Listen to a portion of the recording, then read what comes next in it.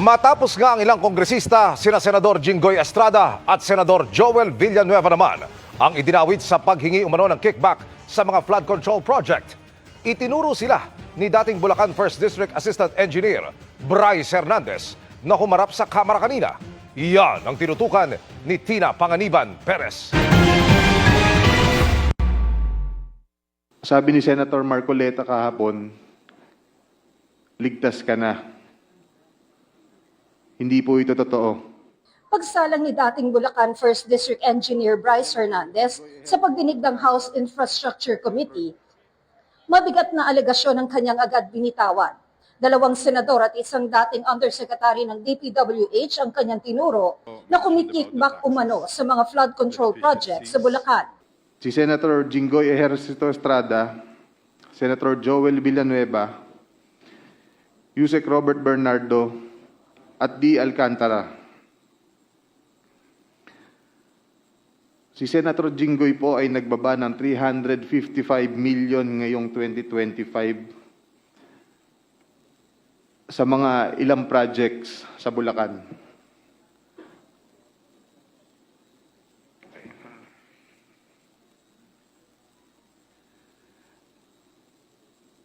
At ang sabi po ng boss ko dito ay 30% ang commitment dito. 600 million pesos last 2023 from Senator Joel Villanueva. At ang SOP nito ay 30% din.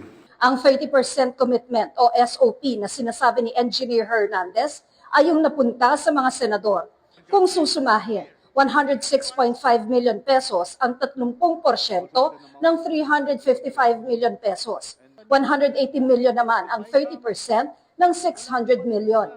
Na-deliver daw ang SOP na ito kay dating District Engineer Henry Alcantara base sa sinabi umano niya kay Hernandez. Si D. Alcantara namin ang masasabing chief implementer. Siya po ang kumakausap sa lahat ng politiko na involved dito. At least 3% po siya sa lahat ng projects na dumadaan sa opisina namin. At pinapasabi pa nga sa amin sa mga kontraktor na kung gusto nyong magkaroon ng maraming project sa susunod, ay magbigay kayo ng additional na 2% sa kanya. Parang finder's fee daw. Ayon kay Hernandez, si Alcantara ang nagde-deliver ng pera sa mga politiko at kay dating DPWH Undersecretary Roberto Bernardo na nagbitiw na kamakailan. Ang para kay Villanueva, hinatid pa raw mismo sa bahay ng senador. Dineliver sa bahay niya sa Bukawi ni D. Alcantara at dating hepe ng aming construction si Engineer JP Mendoza. Minsan sabi ni Hernandez, sa opisina niya sa DPWH Bulacan, pinadadala ni Alcantara ang pera tulad ng dinala ni Sally Santos ng Sims Construction. Proyekto ng Sims Construction ang Ghost Flood Control Project sa Barangay Piel, Baliwag, Bulacan na nabuking ni Pangulong Marcos. Sa office ko po dinadala ni Sally Santos lahat ng pera na nakakahon. Can you tell us, before this committee, kung gaano nakalaki ang dinalang pera ni Sally Santos sa office mo? Lahat po ng dinideliver ni Sally Santos na pera na nakakahon, wala po akong ginagalaw doon. Yun po ay pinakukuha rin ng boss ko sa opisina ko. Kaya lang po doon pinapalagay kasi wala pong taong umakit doon sa opisina ko. Wala po akong katabing opisina doon. Napakasanto mo naman. Yung bilyon na hindi nababawasan at wala ka man lang party doon. Mula 2022. Teka muna, 2022 hanggang anong taon? Yung bilyon na yon? 2025 po. 2022 to 2025. Okay. So sabihin na natin, pag-deliver sa opisina mo, para kanino yon? Para kay District Engineer Henry Alcantara. Pero itinanggi ni Alcantara ang lahat ng sinabi ni Hernandez. Wala raw siyang tinatanggap na pera at di rin siya kumausap ng mga politiko at nagde-deliver ng porsyento. Yung sinasabi niya po na dinala niya sa akin ng pera, hindi po totoo. Wala po akong tinatanggap tungkol po sa nanggagaling na transaksyon nila kay Sally Santos. Kahapon po sa Senado, binanggit po ni Sally na sila po ang nangongontrata. Paano niya po ibibigay sa akin? Kung iyon po ay kontrata nila. Handyan po ang mga hepe namin, nakasama namin dati. Handyan po ang project engineer na magte-testify po Sila po ay mga biktima po ng pamumwersa at pamimilit ni Engineer Bryce at ni Engineer JP de Guzman. Hindi po totoo yan na ako'y nagdi-deliver sa mga politiko.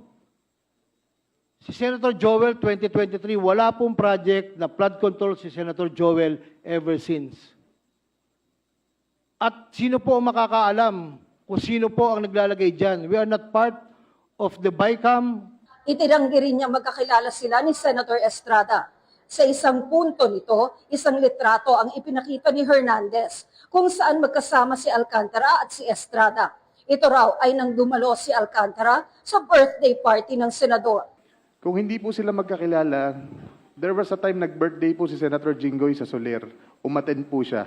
Sabi ni Alcantara na imbitahan lang daw siya ng ibang kaibigan. Nagpakita rin si Hernandez ng isa pang litrato kung saan magkasama sina Senator Estrada at Alcantara.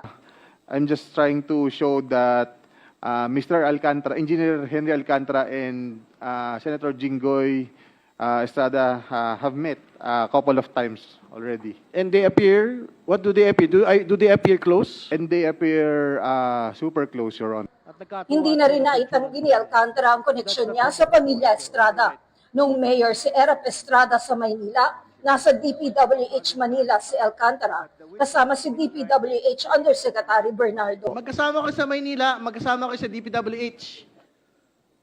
Tapos tinatanggi mo ngayon na wala kayong connection kay Jinggoy Estrada, Senador Jinggoy Estrada. Paano naman nangyari? Tingin niyo maniniwala yung mga taong bayan? Wala po kong personal na connection po kay Senator Jinggoy, Your Honor. Nagpakita rin si Hernandez ng mga litrato ng bulto-bultong pera na dineliver daw kay Alcantara. Sa litratong ito, si Alcantara raw ang naka-blue shirt. Nakaparte-parte na raw ang pera. Depende sa pagbibigyan sa utos ni Alcantara. Pero di sinabi kung para kanino. Yung pera po na yon, yung nasa bahay na po yun, I think po, yan po ay pera ng contractor po na nakolekta na gamit ang ibang lisensya. Pinakita rin ang screenshot ng mga disappearing messages umano sa isang messaging app sa pagitan daw ni Senator Villanueva at Alcantara. Kinunan daw ito ng picture ni Engineer JP Mendoza na nagsabing ito raw ay tungkol sa requests para sa multipurpose buildings. Noong October 2023 na kung saan nagre-request po si Senator Joel ng yung mga binasa po ni Engineer Bryce ng flood control. Sinasabi ni Senator Joel na mababa lang yung kanyang pondo, subalit siya ang majority floor, isa siyang majority floor leader siya nung that time and member siya ng Commission on Appointment. May screenshot din na pinakita na umano yung messages sa pagitan ni Hernandez at isang contractor tungkol naman sa delivery ng pera. Diyan po yung pag-uusap kung kailan po magde-deliver ng obligasyon dahil kailangan po ni Boss Henry. Nag-request si Hernandez ng proteksyon sa Kamara para doon madetine, imbes sa Senado, kung saan siya na-contempt. Pero ayon kay Senate President Tito Soto, napagkasundoan nila na sa custodial center sa Camp Crame at ang Senate Security ang magbabantay. Para sa GMA Integrated News, Tina Panganiban Perez, nakatutok, 24 oras. Pinabulaanan naman ni na Senador Jinggoy Estrada at Senador Joel Villanueva ang aligasyong tumanggap sila ng kickback. Balak kasuhan ni Estrada ang dating DPWH District Engineer na nagbitaw ng akusasyon. At nakatutok si Ian Cruz. We can parahimay na. Matapos ibunyag kahapon ni Pacifico Curly Discaya sa Senate Blue Ribbon Committee ang pangalan ng mga congressman na humingi umano ng kickback mula sa mga Discaya, ang tanong ni Senador Jinggoy Estrada. Silang tanong ko, Senador, meron ba? Your Honor, wala po. Sigurado ka? Safe ka na? Sigurado po. I resent that statement, Mr. Chair. I resent that statement. Safe ka na. Mr. Chair, I move that you strike off the record that your alam mo naman, biro lang naman yun eh. Wala yun. Ilang nalalaman ko sa flood control project. Pero ngayon, di na biro ang aligasyon ni dating DPWH District Engineer Bryce Hernandez sa pagdinig ng Infracom ng Kamara na nagdawit kay Estrada at Senador Joel Villanueva sa kontrobersya sa flood control projects. Bintang ni Hernandez, tumanggap ang dalawang senador ng kickback sa proyekto mula kay dating DPWH District Engineer Henry Alcantara. Si Estrada, mariing pinabulaanan ang aligasyon. Naggalit talaga ako. Talaga napamura ako. Napakasinungaling nitong taong to. Because first of all, hindi ko siya kilala. And I have never met that guy. Just common sense. Will you think I will be actively participating in this investigation na nandun siya, nakilala ko siya, nagbibigay siya ng pera sa akin? Siguro he wants to get even with me because I was the one who cited him in contempt at pinakulong siya sa Senado. Giniit din Estrada, hindi niya kilala si Alcantara. Hindi rin daw niya matandaan ang picture nilang dalawa. I do not know, I cannot recall that event, pero sa dami naman nagpapapicture sa akin. Hindi ko naman pwede tanggihan. Kung drug lord yan, gambling lord, malay ko naman kung drug lord yan o gambling lord, hindi ko naman matatanggihan kung sino nagpapapicture sa akin. Remember, we are all public figures here. Kaugnay sa aligasyong nag-download siya ng mahigit 300 million pesos na flood control projects sa distrito ni Alcantara at kumikbak umano ng 30%, sabi ni Estrada. Lahat siya nasa GAA. Everybody can choose any item from the GAA at ibintang kahit kanino senador. So wala kayong ganung pina-allocate? Isang malaking kasinungalingan ng mga pinagsasabi niya patungkol sa pagbabako ng mga proyekto. Balak na raw niyang magsampa ng kaso laban kay Hernandez. If Mr. Hernandez truly stands by his allegations, I challenge him right now to take a lie detector test with me. Let us settle this once and for all and show the public who is telling the truth. Sa isang privilege speech naman, itinanggi rin ni Villanueva ang mga paratang ni Hernandez. Hindi lang po categorically denying yung binabatong putik sa atin at para dumihan ang ating pangalan. May resibo po tayo, madaling verifikahin, tayo po ay more than willing mag-undergo at sumali sa anumang investigasyon sapagkat wala po tayong tinatago. Ayon ng patulan ng senador ang mga sinabi ni Hernandez na umano'y gumagalaw sa kumpas na hindi niya tinukoy ang pangalan. This is way too low. Assistant District Engineer. Para namang, bakit naman pag-aaksayahan ko ito ng panahon? And then, ito nga po, lumabas bigla kahapon ang taong ito. And I'm not trying, Mr. President, na just to defend myself and hit this pawn, Mr. President. Kasi alam naman natin sinong may hawak dito. Dati nang itinanggi ni Villanueva ang anumang kaugnayan kay Alcantara. Sir, wala kayong transaction with Alcantara? Wala kayong... Ano ba yung transaction? District engineer siya. Lahat ng senador, lahat ng sekretary na pumunta sa presidente ng Pilipinas nandun, nakakasama siya. So, yun ba is an evidence na sangkot? Bakit si Joel lang yung tinuturo? Bibigyan ko kayong lahat ng picture nilang lahat. Bibigyan ko kayong lahat ng video nilang lahat. So, bakit? Bakit ako? Bakit ako? Kasi nagpapagulo sila. Gusto nilang guluhin. Para sa GMA Integrated News, Ian Cruz sa Katutok, 24 Oras. Nilinaw ni Pacifico Diskaya sa pagdinig ng Kamara ang ilan sa mga pahayag niya kahapon sa Senado, kaugnay sa mga nabanggit na kongresista kabilang ang House Speaker. Dumalo rin sa pagdinig si Mayor Vico Soto na sinabing maging maingat sa mga maririnig sa mga Diskaya na Katutok live. Si Maris Umali. Maris? Melticom ang bibig ng kontratistang si Pacifico Curly Diskaya sa pagharap dito sa Kamara. Kahit ilang beses siyang tinanong kung may iba pa bang mga kongresista o senador siyang nakatransaksyon at gustong pangalanan, wala na itong binanggit. Naungkat din sa pagdinig na nag-umpisang tumaas sa bilyong piso ang kinita ng mga Diskaya noong nakaraang administrasyon.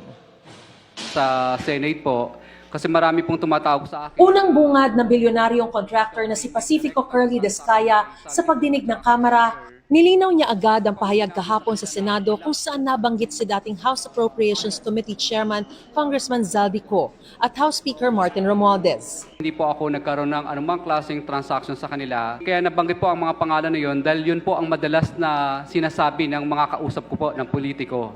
Na binabanggit nila na kailangan ibigay mo na kaagad yung obligasyon kasi pinakukuha na ni Zaldico at saka ni Speaker. Kung dire-diretso si Diskaya sa Senado kahapon, kanina tikom ang bibig niya sa mga nakatransaksyon niya. Your Honor, kung okay lang po ba, nasa executive session ko na lang po sasabihin para sa kaligtasan din po ng pamilya po. At Do I take it na gusto mo pa rin magbanggit ng mga pangalan? hindi po, Your Honor. Yes po. Wala na kayong idadagdag o babaguhin dito? Kasi hindi ko po maintindihan yun. Wala na po. Wala na. Nakakapagtaka na malaki kayong kontratista sa panahon ng gobyerno ni President Noynoy Aquino, isa sa pinakamalaking kontratista sa panahon ni Pangulong Duterte, isa sa mga pinakamalaking kontratista, actually pinakamalaking flood control. Pag pinagsama-sama po lahat ng kumpanya ninyo, sa ilalim po ng gobyernong ito, pero walang kahit isang senador sa inyo pong sinumpaang salaysay. Yun po yung una. Pangalawa, sabi po ninyo kahapon, walang ledger kayong hawak sa listahan bago 2022. Wala hong naniniwala siya. Meron pa bang dagdag na kongresista na kasama sa payoffs? Meron pa bang mga senador? Your Honor, wala na po. Sa pagdinig na laman ng komite na ang nagnotaryo ng sinumpaang salaysay ni Diskaya ay may expired license, kaya dito pinabasa sa kanya. Kaya hindi na rin muna pinag-usapan na nasa listahan ni Diskaya. Dumating sa pagdinig si Pasig City Mayor Vico Soto. Nakalaban niya ang asawa ni Diskaya na si Sara sa pagka-alkalde noong eleksyon 2025. Ang sabi ni Mayor Vico, kailangan maging maingat sa mga maririnig mula sa mga Diskaya. Ang sinungaling ay asawa ng magnanakaw. Kaya ito po talaga yung nakikita natin. Kahapon po sa statement, sa sworn statement po nila, ay na 2 to 3% lang daw ang kinikita nila sa bawat kontrata. Obvious naman po nakasinungalingan ito. Ipinakita naman ni Congressman Janet Garin na nag-umpisang tumaas sa bilyong piso ang kinita ng mga Diskaya mula 2017 hanggang 2022. In fact, in 2022, which is supposed to be the first pandemic recovery year, Mr. Chair, ito dapat yung tinulungan nating makaahon, makabangon ang maliliit na mga negosyante, kaakibat yung ating mga MSMEs, umakyat ang gross, ang revenue from construction, from government ng Diskaya Group to 20.524 billion. Sa pagtatanong naman ni Representative Chel Jokno, lumabas kung payag si dating District Engineer Henry Alcantara na mabusisi ang SALN at phone records. Are you willing to produce your SALNs while you were a district engineer? Yes, Your Honor. Willing din po ba kayo magsubmit ng waiver ng bank secrecy law? Wala naman po akong tinatago pero siguro naman po it's my right to reject po yung request po. Kayo ba'y willing na mag-submit ng inyong statement of assets, liabilities at net worth dito sa committee? Are you also willing to waive the bank secrecy laws para malaman natin kung totoo yung mga binabanggit ninyo? Yes po.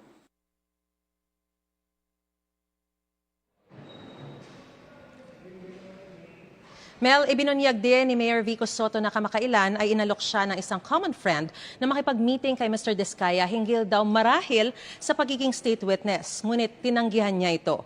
Nag-adjourn na ang pagdinig kaninang 5:15 p.m. at iaanunsyo na lang din daw kung kailan ang susunod na pagdinig. At yan ang pinakasariwang balita mula pa rin dito sa Kamara. Balik sa Mel. Maraming salamat sa iyo, Mavi Zumali.